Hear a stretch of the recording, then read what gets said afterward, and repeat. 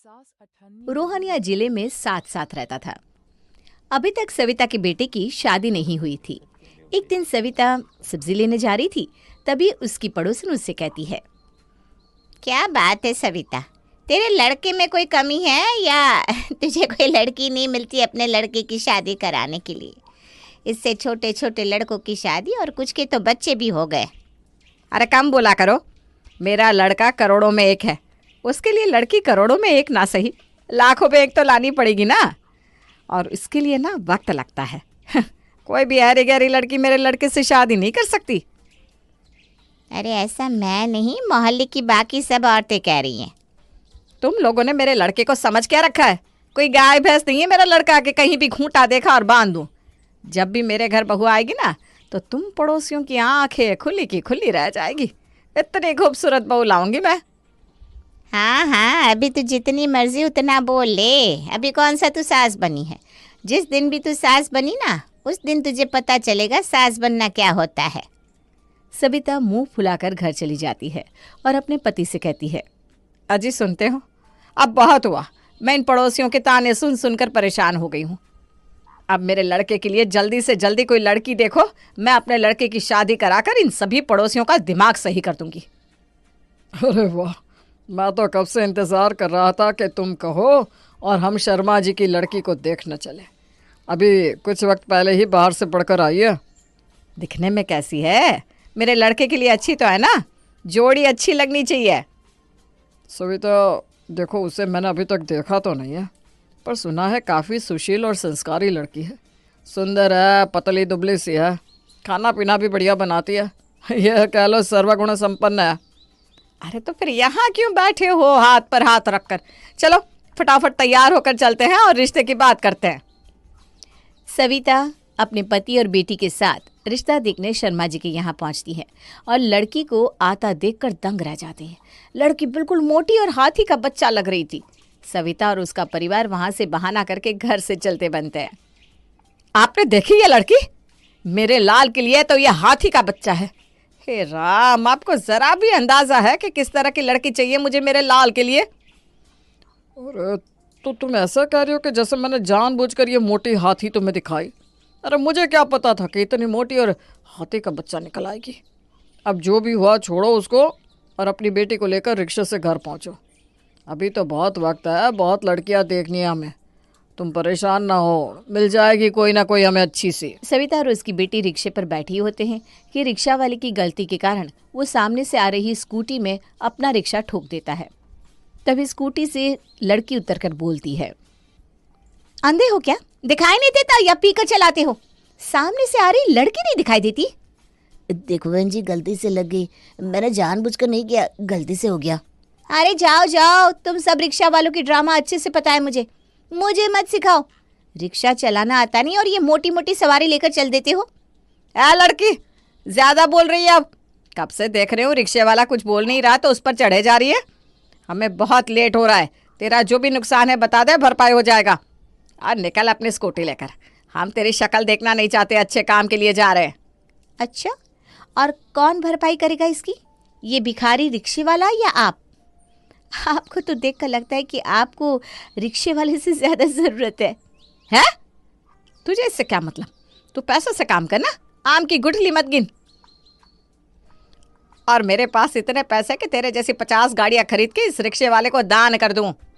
बस करो आंटी, इतनी भी नहीं फेंकनी चाहिए, अपनी उम्र का तो ख्याल रखो।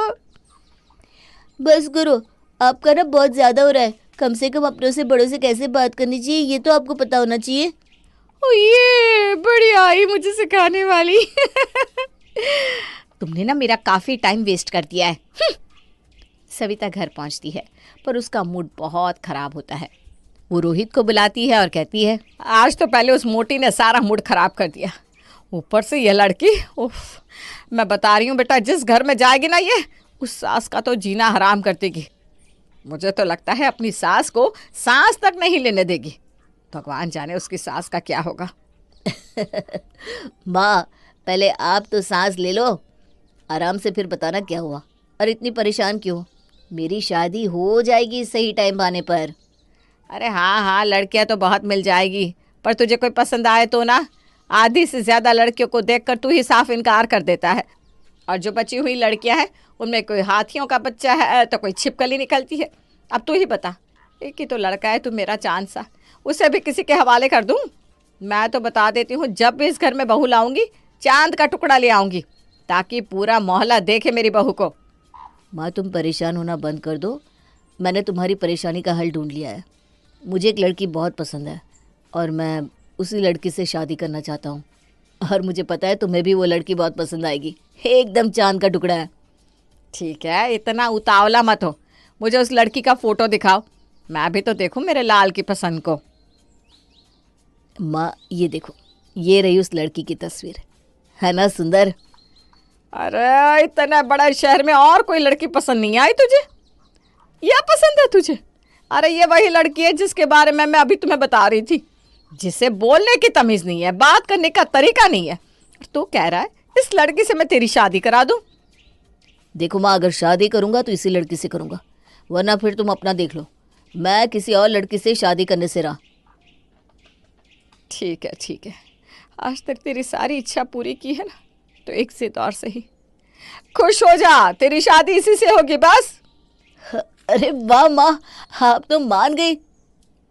एक बार तू शादी कर ले इससे, फिर देख मैं इसको कैसा सीधा करती हूँ। सीमा और रोहित की शादी हो जाती है और सीमा अब सविता के घर बहू बनकर आती है। वो भी रोहित की माँ सविता को देखकर बहुत परेशान थी। हे भगवान, इस पूरी दुनिया में आपको इस बुढ़िया को ही मेरी सास बनाना था। एक नंबर की चुड़ैल औरत है ये। कोई नहीं, अपनी सास की अकल तो मैं ठिकाने लगाऊंगी।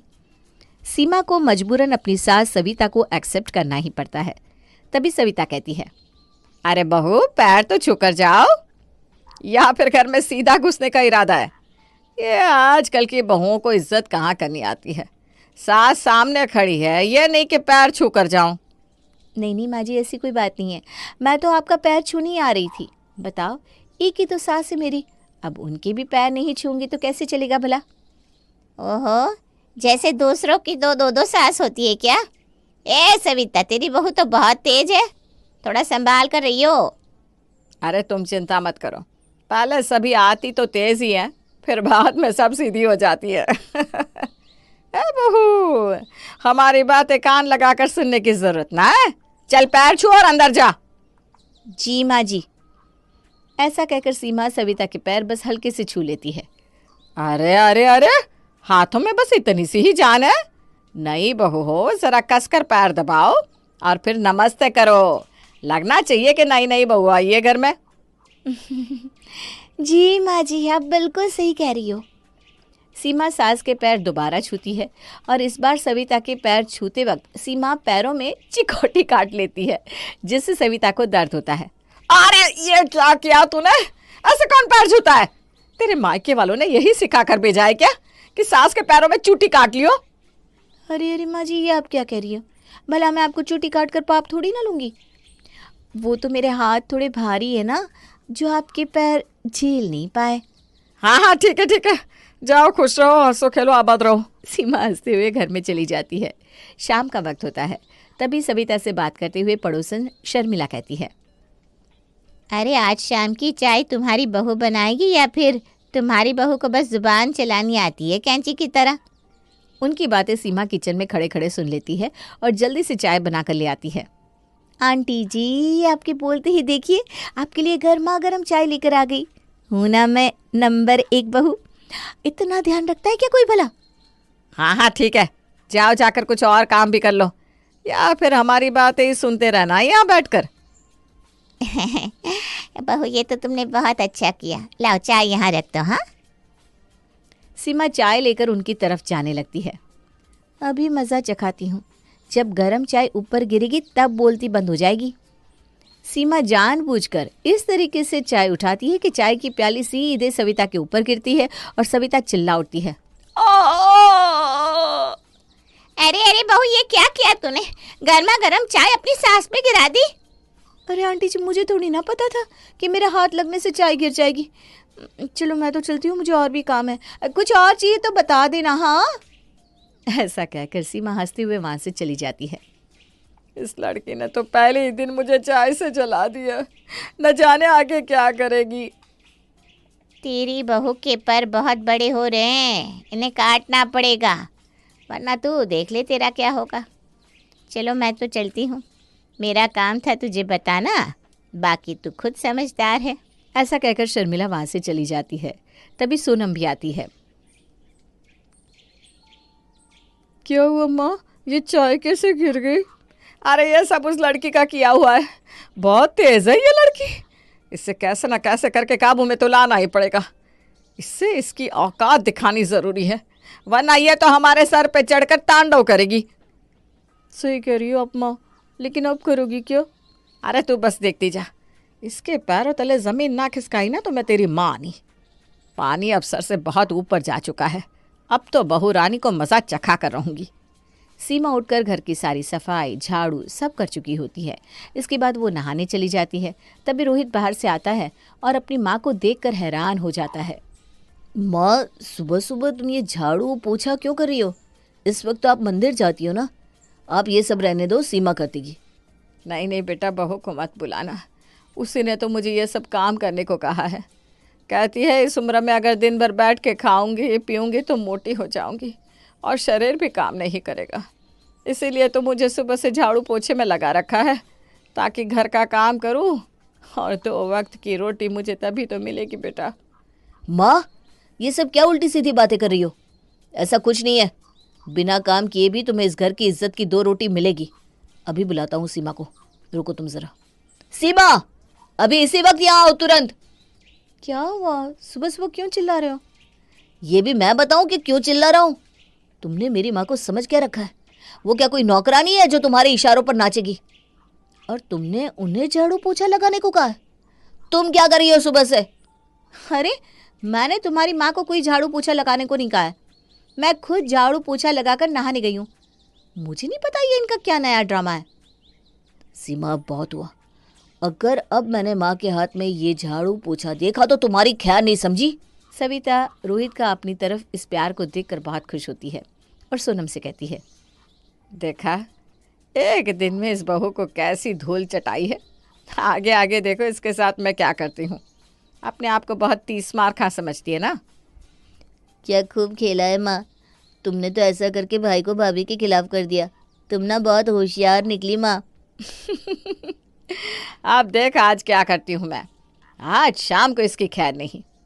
ऐसा क्या करोगी माँ? अरे ज़्यादा सवाल मत कर, जा जल्दी से चाय में बहुत तेज़ मीठा डालकर चाय बना कर ले आ। ठीक है माँ, अभी लाती हूँ।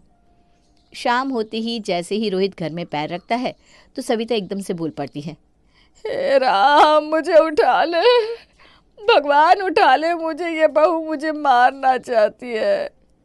अब क्या हो गया माँ? अरे बहू से ज़रा सी चाय क्या मांग ली, उसने तो मुझे चाय में शक्कर मिलाकर दे दी। उसे ये भी नहीं पता कि मुझे डायबिटीज़ है। मैंने तो उसे सब कुछ बता दिया था। वहाँ स्लैब पर अपनी डायबिटीज़ की गोलियाँ भी रखी थी कि जब चाय बनाओ तो इसे डाल देना, पर उसने तो शक्कर मिलाकर मुझे चाय दे दी ताकि मैं चाय पीकर सीधा ऊपर पहुँच जाऊँ। तुझे यकीन नहीं है ना? तू ये चाय पीकर देख ज़रा। माँ परेशान मत हो, मैं अभी बात करता हूँ। सीमा को आखिर आपसे दिक्कत क्या है? सीमा, इधर आओ। वो अब क्या हुआ रोहित, क्यों चिल्ला रहे हो? अब कौन सा पहाड़ टूट पड़ा? तुम्हें मेरी माँ से दिक्कत क्या है? हाँ? अगर तुम उन्हें चाय बनाकर नहीं देना चाहती थी तो मना कर देती। ये कौन सा तरीका है कि इतनी मीठी चाय बनाकर दे दी? उन्हें कुछ हो जाता तो? मैंने तुम्हारी माँ को कोई चाय बनाकर नहीं दी। और रोहित, जब तुम यहाँ थे ही नहीं तो तुम्हें कैसे पता चलता है कि मैंने क्या किया और उन्होंने क्या किया? तुम बस आते ही मुझ पर चिल्लाने लगते हो। बेटा मैं तो यहाँ से चली जाऊंगी, अब तो ये मुझे झूठा होने का इल्ज़ाम भी लगा रही है। तुझे अपनी माँ पर भरोसा नहीं ना? तुझे तो लगता होगा मैं तुझसे झूठ कह रही हूँ। माँ, अब शांत हो जाओ, मैं देखता हूँ ना सीमा को। परेशान मत हो, आगे से ऐसा कुछ भी नहीं होगा। समय गुजरता है पर सीमा और उसकी माँ का ये एक दूसरे पर इल्ज़ाम लगाने का तमाशा खत्म ही नहीं होता। तभी रोहित गुस्से में आकर अपनी माँ और बीवी से कहता है, बहुत हो गया तुम दोनों का। जब भी घर में आता हूँ कोई खुश नहीं होता, बस जिसे देखो अपनी शिकायत का पिटारा खोलकर बैठ जाता है। किसी को मुझसे मतलब ही नहीं है। मैं अब तुम दोनों के साथ नहीं रहना चाहता। मैं तुम दोनों से अलग होना चाहता हूँ। तुम दोनों कभी नहीं सुधरोगे। अरे अगर मेरा बेटा मुझसे दूर हो गया तो मैं कैसे रहूँगी? मैंने सब कुछ इसके लिए तो किया था, शादी भी इसकी पसंद की करी, और आज मैंने खुद ही अपने लड़के को अपने से दूर कर दिया। ये मैंने क्या कर दिया? एक माँ को एक बेटे से इस तरह दूर नहीं रख सकती। मेरी वजह से रोहित बहुत दुखी है। वो अपनी माँ से बहुत प्यार करते हैं। मैं ऐसा नहीं होने दे सकती। ये सब सोचकर सविता अपनी बहू सीमा से कहती है, सीमा, मुझे माफ़ कर दे बेटा, पर मेरे बेटे को मुझसे दूर मत कर। जैसा कहोगी ना मैं वैसा करने को तैयार हूँ। जो बोलोगी वो करूँगी, पर मेरा बेटा मुझसे दूर मत करो। माँ जी आप माफ़ी मत मांगिए, और ऐसा कुछ नहीं होगा। मैं आपके बेटे को आपसे दूर नहीं जाने दूंगी। मैं भी कभी नहीं चाहती कि वो आपसे दूर रहे। मैं आपसे माफ़ी मांगती हूँ, और मैं भी चाहती हूँ कि हम सब साथ रहे। रोहित घर से बाहर जाने लगता है। तभी सीमा और सविता दोनों रोहित को रोक लेती हैं और उसको कहती है, मैं आपसे कभी भी माँ जी से लड़ाई झगड़ा नहीं करूँगी, और मैं चाहती हूँ कि हम सभी साथ में खुशी खुशी रहे। एक बार मौका दे दो, इस बार माफ़ कर दो मुझे। बेटा मुझे भी माफ़ कर दे। रोहित उनकी बात पर हंसने लगता है। ये सब मेरा ही प्लान था और मैं कहीं नहीं जा रहा। रोहित की बात सुनकर सभी लोग खुश हो जाते हैं और हंसी खुशी साथ रहते हैं।